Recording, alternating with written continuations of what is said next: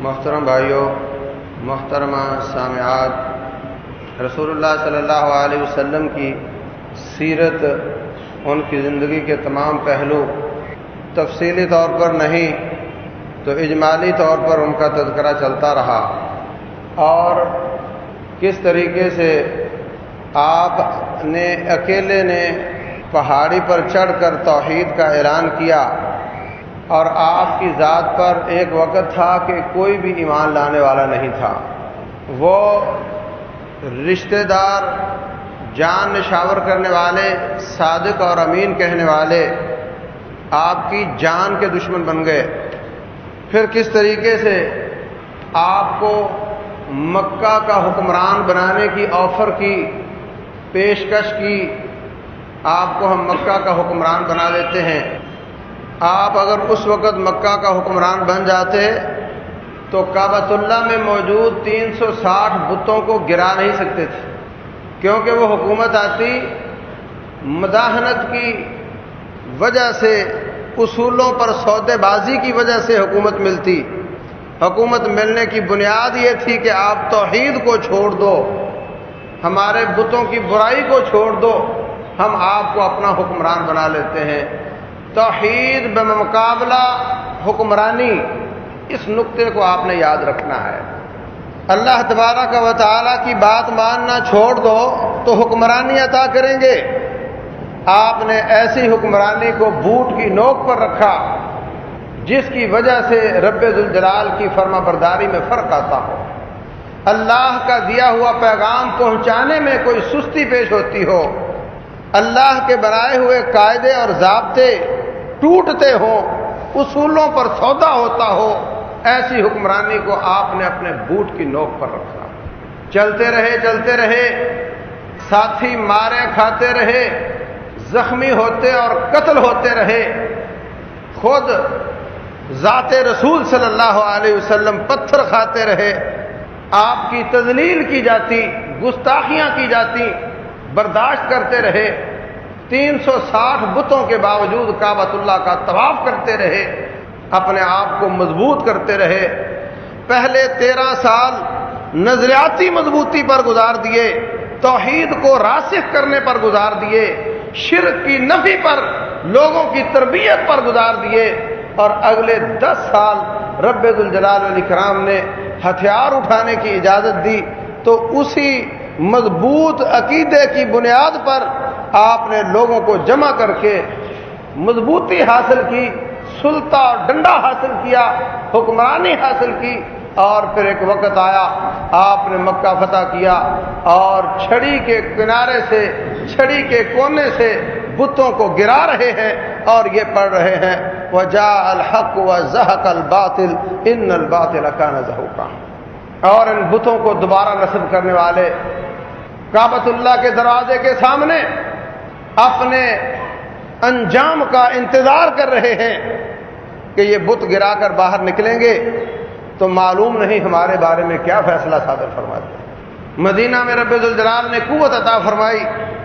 آپ نے کمال سیاسی بصیرت کے ساتھ اپنے دشمنوں کو ڈیوائیڈ کیا، معاہدات میں باندھا، ایک ایک دشمن معاہدات توڑتا گیا، آپ اس کا علاج کرتے گئے، اور ایک وقت آیا کہ وہ ہدف، وہ ٹارگٹ جو رب ذوالجلال نے دے کر آپ کی زندگی کا مقصد بنایا تھا، وہ پورا ہوا۔ هو الذی ارسل رسولہ بالہدی ودین الحق، اللہ نے ہدایت دے کر بھیجا، دین حق دے کر بھیجا، تیگ و تفنگ نہیں، ٹینک اور B-52 نہیں، اسلحہ کا نام نہیں لیا، بینک بیلنس کا نام نہیں لیا۔ اللہ وہ ہے جس نے اپنے نبی کو لمبی چوڑی فوج دے کر بھیجا، تیگ و تفنگ دے کر بھیجا، پیسہ اور پائی دے کر بھیجا، تاکہ اس دین کو سارے دینوں پر غالب کر دے۔ ایسا نہیں فرمایا، بلکہ فرمایا اللہ وہ ہے جس نے سچا دین دے کر بھیجا، ہدایت دے کر بھیجا، تاکہ اس کو سارے دینوں پر غالب کر دے۔ یہ سچا دین، اس کا کلمہ توحید، وہ اتنی طاقت رکھتا ہے کہ کائنات میں نہ کوئی پیسہ اتنی طاقت رکھتا ہے، نہ کوئی اسلحہ اتنی طاقت رکھتا ہے، اور نہ کوئی فوج اتنی طاقت رکھتی ہے جتنا لا الہ الا اللہ میں اللہ نے طاقت رکھی۔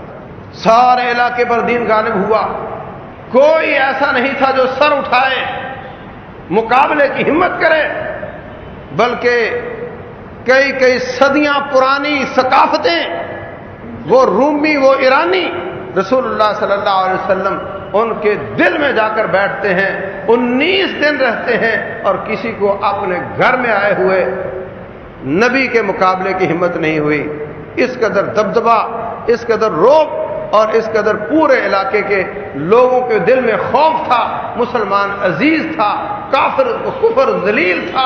اللہ تعالیٰ کا کیا ہوا وعدہ پورا ہوا، اور وہ اللہ تعالیٰ کے فضل و کرم سے سارے اسلام کو غالب کر کے کہ کس طرح اللہ تبارک و تعالیٰ کے پاس چلے گئے۔ یہ ہے طریقہ میرے مصطفیٰ علیہ الصلوۃ والسلام کا، یہ ہے طریقہ سابقہ انبیاء کرام علیہم السلام کا، کہ وہ تربیت کرتے ہیں لوگوں کی، تربیت کے ساتھ لوگ جمع ہوتے چلے جاتے، قافلہ بنتا چلا جاتا، اور ساتھ ساتھ قوت حاصل کرتے ہیں، اور قوت کے بعد ساتھیوں کو ساتھ لے کر اللہ کے اسلام کو غالب کرتے ہیں۔ پھر ان کو کوئی ان کی بات کو رد کرنے والا نہیں ہوتا۔ آج جو ہماری حکومت کی صورتحال ہے، جتنے بھی مولوی الیکشنوں میں کھڑے ہوئے اور ہار گئے، یہ اگر جیت گئے ہوتے اور ان کے پاس 2/3 اکثریت ہوتی تو رب کعبہ کی قسم ہے اس کے باوجود پاکستان میں اسلام نافذ نہیں کر سکتے۔ کیوں؟ اسلام آسمان سے آیا، طریقہ مغرب سے آیا، کیسے نافذ ہو سکتا ہے؟ اسلام آسمان سے آیا، اس کے نافذ کرنے کا طریقہ بھی آسمان والا اختیار کیا جائے گا تو نافذ ہوگا۔ اور ان دونوں طریقوں میں بہت بڑا فرق ہے۔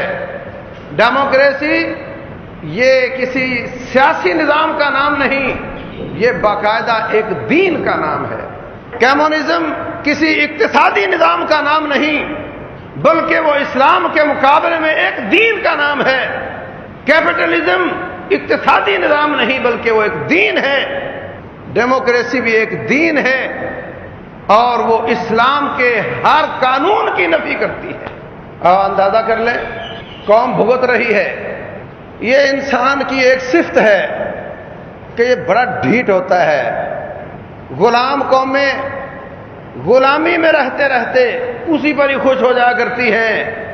کہتے ہیں کہ ایک بادشاہ وہ ظلم کرتا تھا، قوم ظلم کی عادی ہو گئی، روڈ پر کھڑا بندہ پولیس والا کر دیتا جو گزرے اس کو درے مارو، تو درے مارتے، درے کھا کر کے نکل جاتے۔ ایک دن بادشاہ کے محل کے قریب لوگ جمع ہیں، پوچھا ان سے پوچھو کیا مسئلہ ہے؟ کہنے لگے جی مسئلہ یہ ہے کہ وہ درے مارنے والے تھوڑے ہیں، ہمیں پہنچنا ہوتا ہے، جلدی لائن لگانی پڑتی ہے، تو آپ ذرا ان کی تعداد زیادہ کر دو۔ تو قوم میں انسان اتنا ڈھیٹ ہے کہ جس طرح کے حالات ہو اسی پر ہی خوش ہو جاتا ہے۔ اس وقت قوم اس بات پر خوش ہے کہ الیکشن ہو گئے۔ حقیقت یہ ہے کہ انہوں نے اگر اللہ تعالیٰ کے نظام سیاست کی برکات دیکھی ہوتی تو وہ اس پر بڑے پریشان ہوتے۔ ہندوستان کے مسلمان سے پوچھو، وہ کہتا ہاں ہم بالکل آزاد ہیں۔ ہندوستان کی اہل حدیث جماعت کے سربراہ کو ملا میں مدینہ میں، ان سے میں نے بات کی تو کہتا ہے ہم تو بالکل آزاد ہیں۔ ہم یہاں بیٹھ کر دیکھتے ہیں کہ آئے دن کسی نہ کسی بہانے ان کو تہتے کر دیا جاتا ہے، ان کے لیے کہیں نوکریاں نہیں، کوئی مواقع نہیں، پریشان کیا جاتا ہے ان کو، لیکن وہ اندر بیٹھ کر کہتا ہے کمپرومائز کر چکا ہے اور کہتا ہے کہ ہم تو بالکل آزاد ہیں۔ ملا کو جو ہے ہند میں 2 سجدے کی اجازت، ناداں یہ سمجھتا ہے کہ اسلام ہے آزاد۔ تو میرے عزیز بھائیوں، آپ اندازہ کرو، غور کرو، ڈیموکریسی عوام کی حکومت، اسلام رب ذوالجلال کی حکومت، یہیں سے فرق ہو جاتا ہے۔ قرآن کہتا ہے ان الحکم الا للہ، حکم اللہ کا، ڈیموکریسی کہتی ہے حکم عوام کا۔ وہ حقیقت یہ ہے کہ وہ حکم عوام کا بھی نہیں ہوتا، کہتے ہیں حکمرانی اکثریت کی، حقیقت یہ ہے کہ یہ جھوٹ ہے، نہ وہ حکمرانی عوام کی ہے نہ وہ اکثریت کی ہے۔ ابھی ایک حلقے میں 31 آدمی کھڑے تھے، 31 آدمی کھڑے تھے، لا محالہ 30 آدمیوں نے جتنے ووٹ لیے ہوں گے ان سب 30 آدمیوں کے ووٹوں سے تھوڑے ووٹ لینے والا ایک آدمی کامیاب ہو گیا ہوگا۔ پہلے ٹرن آؤٹ کتنا ہے؟ 29-30%.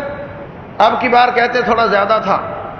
70% عوام ان کا وہ عوام ہی نہیں ہے جنہوں نے کہا کہ یہ ڈیموکریسی ٹھیک نہیں. اغلبیت اور اکثریت تو وہ ہیں جنہوں نے ووٹ ڈالا. وہ 30% وہ اکثریت کیسے ہوئے؟ اور ان میں سے 30 کینڈیڈیٹس نے جو ووٹ حاصل کیے وہ زیادہ تھے اور جو کامیاب ہوا اس کے تھوڑے تھے. کیسے کہا جائے کہ یہ عوام کی حکمرانی ہے اور یہ اکثریت کی حکمرانی ہے؟ کوئی غریب آدمی جس کے گھر کا چولہا نہ جلتا ہو بہت سمجھدار، ٹیلنٹڈ، نیک، دین اور دنیا کی تعلیم والا، مگر اس کے پاس گھر کے سامان کے علاوہ کوئی پیسہ نہ ہو، نہ وہ الیکشن میں کھڑا ہو سکتا ہے. اگر کھڑا ہو جائے تو نہ وہ جیت سکتا ہے. جیتے گا کون؟ جس کے پاس پیسہ ہوگا. تو یہ پیسے والوں کی حکومت ہے، عوام کی حکومت نہیں ہے. یہ جھوٹ ہے کہ عوام کی حکومت ہے. یہ بدمعاشوں کی حکومت ہے جن کے گینگز کے ساتھ رابطے ہیں، جو بدمعاشی کرنا جانتے ہیں. وہ الیکشن میں آتے اور وہ آگے بڑھتے، انہی کو لوگ ووٹ دیتے، وہی جیتتے ہیں. اگر کوئی شریف آدمی آ بھی جاتا ہے اس کو کون ووٹ دیتا ہے بھائی؟ تو یہ حکومت کن کی ہوئی؟ نہ یہ عوام کی حکومت، نہ یہ اکثریت کی حکومت. یہ حکومت ہے پیسے والے کی، بدمعاشی والے کی. بنیاد ہی غلط ہے. وہاں اللہ کی حکومت، یہاں عوام کی حکومت. اللہ فرماتے ہیں ان الحکم الا للہ، حکمرانی اللہ کی، یہ کہتا نہیں عوام کی. الا لہ الخلق والامر، خبردار جس نے پیدا کیا ہے آرڈر اس کا چلنا چاہیے. یہ کہتا نہیں پیدا اگرچہ اللہ نے کیا ہے لیکن حکمرانی عوام کی ہونی چاہیے. لوگ کہتے ہیں مغربی اور غیر مغربی میں فرق ہے. حقیقت یہ ہے کوئی فرق نہیں ہے. آپ کے قانون میں لکھا ہوا ہے اسلام کے خلاف کوئی قانون نہیں بنے گا. اور مشرف کے زمانے میں باقاعدہ قرآن کی آیات کو کاٹ کر پھینک دیا گیا. قرآن کہتا ہے والزانیۃ والزانی فاجلدوا کل واحد منہما 100 جلدہ، بدکاروں کو 100 کوڑے مارو، 1 سال کی جلاوطنی کرو. اور انہوں نے پاکستان کے قانون میں یہ لکھا، پاس کیا کہ اس کو زیادہ سے زیادہ 10,000 جرمانہ کرو، زیادہ سے زیادہ 5 سال کی قید کرو، اور کم از کم 1 دن کی قید بھی ہو سکتی ہے، 1 روپیہ جرمانہ بھی ہو سکتا ہے. صاف صاف قرآن کی آیت کو کاٹ کر پھینک دیا. اور اس میں لکھا ہے کہ اس قانون کو یہاں کوئی اسلام کے خلاف قانون نہیں بن سکتا. بدکاری کی تہمت لگانے والے، اس کی سزا قرآن بیان کرتا ہے کہ اس کو سورہ نور کے شروع میں 80 کوڑے مارو. پاکستان کا اسلامی جمہوریہ پاکستان کا قانون کہتا ہے اس کو زیادہ سے زیادہ 10 سال 10,000 روپے جرمانہ کرو، 5 سال کی زیادہ سے زیادہ قید کرو. بدکاری کرنا اور تہمت لگانا دونوں کی سزا ایک ہے، اور وہ یہ ہے. اور قرآن کچھ اور کہتا ہے. یہ ابتدا ہے، اس کی انتہا کیا ہے؟ انتہا اس کی یورپ میں جا کر دیکھ لو. وہ کہتے ہیں جی جب انسان کی انسان پر حکومت ہے تو پھر جو انسان چاہے گا وہ کرے گا. مطلب من مانی. ڈیموکریسی کیا ہے؟ من مانی. جو من میں آؤ کرو.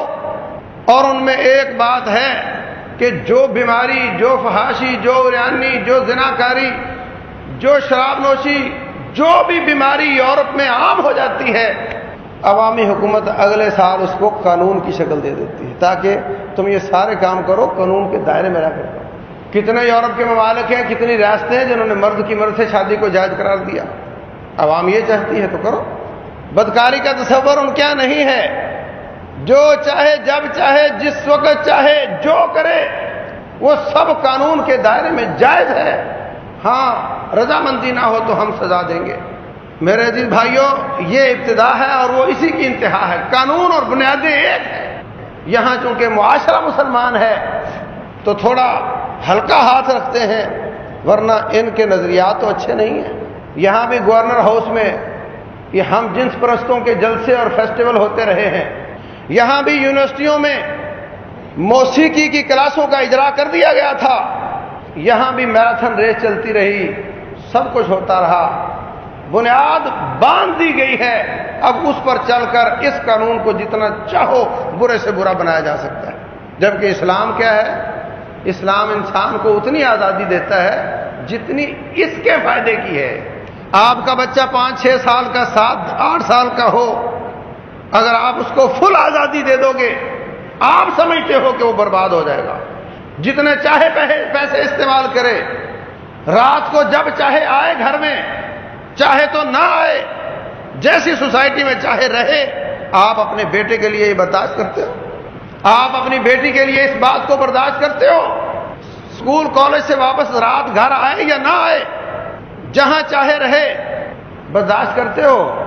تو پھر یہ ڈیموکریسی کیا ہوئی؟ آپ کہتے ہو مجھے اولاد سے بڑی محبت ہے، اور پھر ان پر پابندیاں لگاتے ہو، یہ نہیں کرو، وہ کرو، وہ نہیں کرو، یہ کرو۔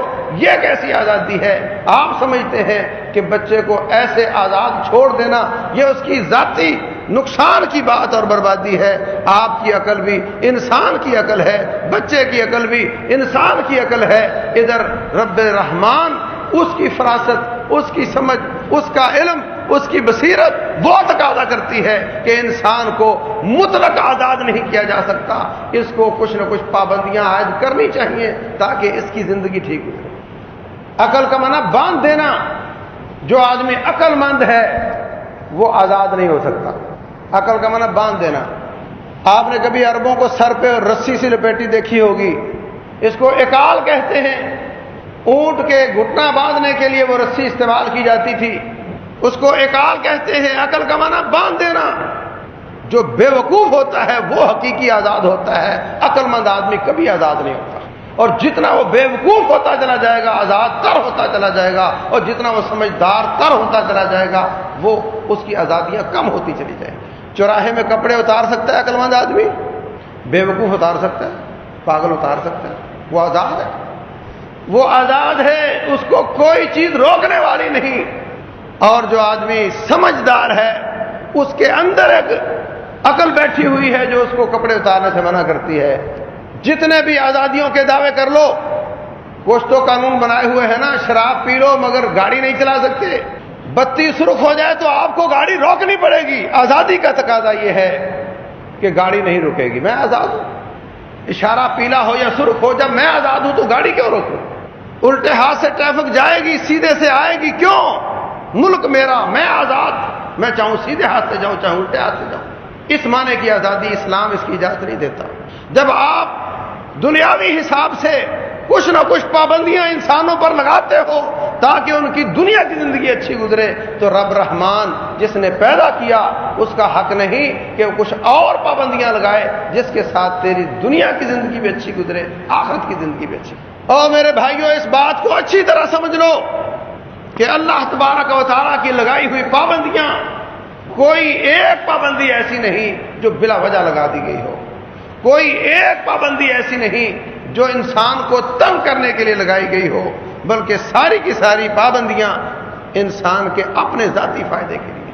چور چوری کر کر بھاگنا چاہتا ہے، وہ اس میں اپنا فائدہ سمجھتا ہے، لیکن حکمران سمجھتا ہے کہ چور کے بھاگنے میں چور کا فائدہ تو ہوگا، معاشرے کا نقصان ہوگا، اس لیے اس کو پکڑنا چاہیے، اس کو سزا ملنی چاہیے۔ فرمایا وَمَا جَعَلَ عَلَيْكُمْ فِي الدِّينِ مِنْ حَرَجٍ، اللہ تعالیٰ نے دین تمہیں تنگ کرنے کے لیے نہیں بنایا۔ یرید اللہ بکم اليسر ولا یرید بکم العسر، اللہ تمہارے لیے آسانیاں چاہتا ہے، اللہ تمہیں تنگ کرنا نہیں چاہتا۔ اللہ تعالیٰ کے تمام قانون انسان کی اپنی ذاتی آسائش کے لیے، اسی کی بہتری کے لیے ہیں۔ اللہ نے کوئی ایک قانون بھی اس کو تنگ کرنے کے لیے نہیں بنایا۔ یسألونک عن الخمر والمیسر، آپ سے پوچھتے ہیں شراب اور جوئے کے بارے میں، قل فیہما اسم کبیر ومنافع للناس، اے میرے حبیب صلی اللہ علیہ وسلم ان سے کہہ دو جوئے میں بہت زیادہ فائدے ہیں، شراب میں بے شمار فائدے ہیں، واسمہما اکبر من نفعہما، لیکن جب اس کے نقصانات کے ساتھ اس کو تولا گیا تو ان کے نقصانات کا پلڑا نیچے چلا گیا۔ ہم نے دیکھا کہ یہ انسان کے لیے ٹھیک نہیں، اس لیے ہم نے دونوں کو حرام کر دیا۔ اللہ نے صاف صاف یہ نہیں کہا جوا حرام، شراب حرام، بلکہ اس حرام ہونے کی وجہ بیان کی ہے کہ جب دونوں کو بیلنس کیا، تول کر دیکھا تو نقصان فوائد سے زیادہ نظر آیا، اس لیے ہم نے اس کو تم پر حرام کر دیا ہے۔ یہی قاعدہ ہے ساری شریعت کی پابندیوں کا، جس میں فوائد کم تھے، نقصان زیادہ تھے، وہ اللہ تعالیٰ نے منع کیے ہیں، باقی سارے کی ساری چیزیں اور کام اللہ نے حلال قرار دیا۔ یہ اللہ تعالیٰ کا فضل ہے۔ رسول اللہ صلی اللہ علیہ وسلم فرماتے ہیں دودھ پلانے والی عورتوں کے پاس جانے سے میں منع کرنے جا رہا تھا، لیکن جب میں نے دیکھا کہ یہ فارسی لوگ ایسا کرتے ہیں اور ان کو کوئی نقصان نہیں ہوتا، میں نے اپنی امت پر پابندی نہیں لگائی۔ جب دیکھا اس کا نقصان نہیں تو کیوں پابندی لگائی جائے؟ آپ نے فرمایا ہر آدمی پر طاقت ہو تو حج فرض ہے۔ ایک ساتھی کہتا ہے علی کل عامن یا رسول اللہ، اے اللہ کے رسول علیہ الصلوۃ والسلام ہر سال کرنا ہوگا؟ آپ کا چہرہ تمتما گیا، سرخ ہو گیا، آپ نے زبان کو روک لیا۔ جب آپ ریلیکس ہوئے تو فرمایا دعونی ما ترکتکم، جہاں میں خاموش رہوں تم بھی مجھے چھوڑ دیا کرو۔ تم نے پوچھ لیا ہر سال، اگر میں چھوٹی سی ہاں کر دیتا تو تم پر ہر سال فرض ہو جاتا، اور پھر تم کر نہیں پاتے۔ حریص علیکم بالمؤمنین رؤوف الرحیم، اس قدر حریص ہیں آپ کے فائدے کے کہ کوئی پابندی اور قدغن بے وجہ نہیں لگاتے، بے جا پابندیاں نہیں لگاتے، بلکہ وہ پابندی شریعت میں لگاتے ہیں جو بہت ہی ضروری ہے۔ اب ان پابندیوں کو بھی کوئی بوجھ سمجھے اور ڈیموکریسی کی آزادیاں حاصل کرنا چاہے، مادر پدر آزاد معاشرہ چاہے، تو اسلام اس بات کی اجازت نہیں دیتا۔ ڈیموکریسی کیا ہے جی؟ یہ آزادی کا نام ہے، اس میں حقوق انسان کی آزادی ہوتی ہے۔ بدترین ڈیموکریسی بہترین ملوکیت سے اچھی ہوتی ہے۔ یہ سب ظلم کے کلمات ہیں، جھوٹ ہے، ایسی بات 100% غلط ہے۔ دنیا میں ڈیموکریسیوں میں ایسا ظلم ہوتا ہے جس کی کوئی انتہا نہیں۔ آپ دیکھتے نہیں عراق پر اس لیے حملہ کر دیا کہ اس کے پاس ہتھیار ہیں، تو ہتھیار تو تمہارے پاس بھی ہیں، ہتھیار کوئی وجہ ہے کہ اس پر حملہ کیا جائے؟ اور بعد میں کہتے ہیں ہتھیار بھی نہیں ہے۔ ایک آدمی پر زیادتی کی جائے تو حقوق انسان کی تنظیمیں چیخ اٹھتی ہیں۔ یہاں 15 لاکھ مسلمانوں کو تہہ کر دیا گیا، اور رہے پھر وہ ڈیموکریٹک، رہے پھر وہ سویلائزڈ، بڑے مہذب ہیں اور بڑے آزاد لوگ ہیں۔ افغانستان پر حملہ کر کے لاکھوں مسلمانوں کا خون کیا گیا، اور پھر بھی وہ بہت زیادہ جمہوریت پسند، آزاد خیال۔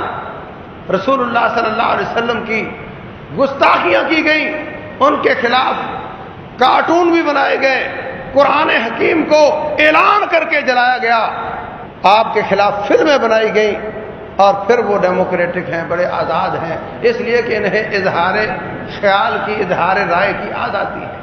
اسلام میں اللہ تبارک و تعالیٰ فرماتے ہیں من بدل دینہ فاقتلوہ، جو آدمی مسلمان ہو کافر ہو جائے اس کی گردن کاٹ دو۔ ڈیموکریسی کہتی ہے نہیں، یہ آزادی ہے، اس کو اپنا دین رکھنے کی آزادی، چاہے کفر کرے چاہے اسلام لے آئے پھر کفر کر لے۔ اسلام کہتا ہے اس کی گردن کاٹ دو، یہ کہتے نہیں۔ اسلام کہتا ہے شادی شدہ بدکار ہو اس کو پتھر مار مار کر اذیت دے کر رجم کرو، یہ کہتے نہیں وہ تو بہت مہذب شہری ہے۔ ڈیموکریسی یہ کہتی ہے۔ اسلام کہتا ہے شراب پی لے اس کو کوڑے مارو، یہ کہتے ہیں نہیں یہ تو اس کا حق ہے، انٹرٹینمنٹ ہے، قانون نے اختیار دیا ہے، یہ آزادی کا ملک ہے۔ اسلام عورت کے جسم پر جو کپڑے ہیں اس کے اوپر ایک بڑی چادر لے کر باہر نکلنے کا حکم دیتا ہے۔ ڈیموکریسی کہتی نہیں وہ آزاد ہے، چاہے سارے اتار دے چاہے آدھے اتار دے۔ پھر کہتے ہیں یہ اسلامی جمہوریت۔ اس طرح تو شراب بھی اسلامی ہو سکتی ہے، بدکاری بھی اسلامی ہو سکتی ہے۔ انا للہ و انا الیہ راجعون۔ آخر تک دور تک کہیں بھی اس کا ملاپ ہوتا نظر نہیں آتا کہ کہیں جا کر یہ ایک ہو جاتے ہیں۔ آخر تک ڈیموکریسی اسلام کا مقابلے میں ایک دین نظر آتا ہے، باقاعدہ دین نظر آتا ہے جس پر لوگ عمل کرتے اور اس کو دوسری حکومتوں پر نافذ کرتے ہیں، اپنے دین کو نافذ کرتے ہیں۔ اور افسوس ہے کہ مسلمان بھی کہتا ہے ان کے دین کو نافذ کرو۔ میں فوجی حکومت یا ڈکٹیٹرشپ کو اچھا نہیں کہتا، لیکن یاد رکھو جب بھی ایسا ہوتا ہے اس وقت سارے اسلام پسند اور غیر اسلام پسند یہی نعرہ لگا رہے ہوتے ہیں جمہوریت کو بحال کیا جائے، جمہوریت کو بحال کیا جائے۔ بدترین قسم کا ظلم فوج کے ہاتھوں ڈیموکریسی کے والے ملکوں میں ہو رہا ہے۔ فوجی حکومت ہو تو سب چیختے ہیں، جمہوری حکومت کے ہوتے ہوئے فوجیں ظلم کریں اپنی عوام پر تو پھر کہتے ہیں نہیں یہ جمہوریت ہے۔ رائے کی آزادی، اعمال کی آزادی، کردار کی آزادی، یہ سب آزادیاں اللہ تبارک و تعالیٰ کے قاعدے ضابطے کے مطابق ہوں تو اسلام بھی آزاد پسند ہے، اسلام بھی آزادیاں دیتا ہے، لیکن رب ذوالجلال کے بنائے ہوئے قاعدے کے خلاف ہو تو وہ اسلام کے خلاف ہے۔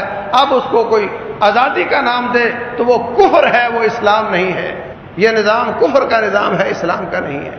رسول اللہ صلی اللہ علیہ وسلم کے پاس ایک آدمی آیا، کہتا مجھے فلاں علاقے کا ذمہ دار بنا دو۔ فرمایا جو منہ سے مانگتا ہے ہم اس کو کبھی ذمہ دار نہیں بناتے۔ انا للہ و انا الیہ راجعون۔ تو میرے بھائیوں، وہی طریقہ نبوی، تربیت کرو اور قوت حاصل کرو، یہی منہج مصطفیٰ علیہ الصلوۃ والسلام اور یہی مفید ہے۔ اس کے علاوہ اول تو آپ کو یہ موقع نہیں مل سکتا، اور اگر مل بھی جائے تو آپ اسلام کو نافذ نہیں کر سکتے۔ ایک ہی طریقہ ہے۔ حضرت امام مالک رحمہ اللہ فرمایا کرتے تھے اس قوم کی، اس امت کی لن یصلح آخر هذه الامه الا بما صلح به اولها، ساری امت قیامت تک اس کی اصلاح اسی طریقے سے ہوگی جس طریقے سے عہد نبوت میں ہوئی تھی، عہد صحابہ کرام میں ہوئی تھی۔ اسلام صرف نماز روزے کا نام نہیں ہے، اسلام ہر میدان میں ہماری توجیہات، ہماری ہدایات پیش کرتا ہے۔ فرمایا رسول اللہ صلی اللہ علیہ وسلم نے ما من رجل استرعى اللہ رعیۃ، جو بھی آدمی جس کو اللہ حکمران بناتا ہے وہو غاش لرعیتہ الا حرم اللہ علیہ الجنہ، اگر وہ اپنی عوام کی خیانت کرتا ہے اللہ اس پر جنت کو حرام کر دیتا ہے۔ فرمایا رسول اللہ صلی اللہ علیہ وسلم نے جو آدمی دوسروں کا حکمران بنا قیامت والے دن ہاتھ اور پاؤں باندھا ہوا آئے گا، اگر عدل کیا ہوگا تو ہاتھ پاؤں کھول دیے جائیں گے ورنہ بندے کے بندے رہ جائیں گے۔ فرمایا رسول اللہ صلی اللہ علیہ وسلم نے اللہم من ولی من امر امتی فشق علیہم، جو آدمی میری امت کا حکمران بنا اور اس پر اس نے مشقت ڈال دی، میں محمد اس کے لیے دعا کرتا ہوں اللہ اس پر مشقت ڈال دے، اس کو پریشان کر دے۔ یہ ساری روایات میرے مصطفیٰ علیہ الصلوۃ والسلام کی سیاسی توجیہات ہیں۔ اور فرمایا امت کو ایک ہونا چاہیے، واعتصموا بحبل اللہ جمیعا ولا تفرقوا۔ اسلام کا نظام یک جماعتی نظام ہے، ڈیموکریسی کم از کم دو جماعتوں پر چلتی ہے، ایک ہو تو یہ چلتی نہیں ہے۔ ایک جماعت ہوئی تو ان کو الیکشن میں کھڑے ہونے کی کیا ضرورت ہے، مقابلے میں تو ہے کوئی نہیں۔ اور جب حکمران بن جائیں گے اپوزیشن نہیں ہوگی، ڈیموکریسی چلتی نہیں۔ یہ مسلمانوں کو کم از کم دو کر کے چلتی ہے، جبکہ اسلام مسلمانوں کو ایک دیکھنا چاہتا ہے۔ تو میرے عزیز بھائیوں، کسی لیول پر بھی کوئی میل نہیں کھاتی اسلام کے ساتھ، اسلام کی طبیعت کے ساتھ۔ اس میں اپوزیشن، مظاہرے، حکمرانیاں چھین لو، تخت و تاج چھین لو کے نعرے لگتے ہیں، جبکہ رسول اللہ صلی اللہ علیہ وسلم نے فرمایا اگر حکمران اتے امیر کا وَإِن ضَرَبَ ظَهْرَكَ وَأَكَلَ مَالَكَ، اپنے حکمران کی بات مانو، اگرچہ تیرا مال ہڑپ کر جائے، اگرچہ تیری کمر پر درے برسائے، ہر حالت میں اس کی بات مانو، الا ہے کہ وہ واضح طور پہ کافر ہو جائے، پھر تو تم حرکت میں آ سکتے ہو، ورنہ اس کی بات مانتے رہو۔ جبکہ ڈیموکریسی، اس کے مقابلے میں حزب اختلاف اور حکومتوں کو چھیننا، مڈ ٹرم الیکشن کے نعرے، یہ سارا کام چلتا ہے اور کہا جاتا ہے یہ جمہوریت کا حصہ ہے۔ اسلام اس کی نفی کرتا ہے۔ اگر وہ حکمران اچھا ہے تو 5 سال کے بعد اس کو کیوں اتار رہے ہو، اور اگر وہ اچھا نہیں ہے تو 5 سال کا کیوں انتظار کر رہے ہو۔ اللہ تبارک و تعالی ہمیں سمجھنے کی توفیق دے۔ اللہ اپنا دین غالب فرمائے، رب ذوالجلال خلافت اسلامیہ کا احیاء فرمائے، اللہ اس کا حصہ بننے کی توفیق دے، مسلمانوں کو قوت عطا فرمائے۔ وما علینا الا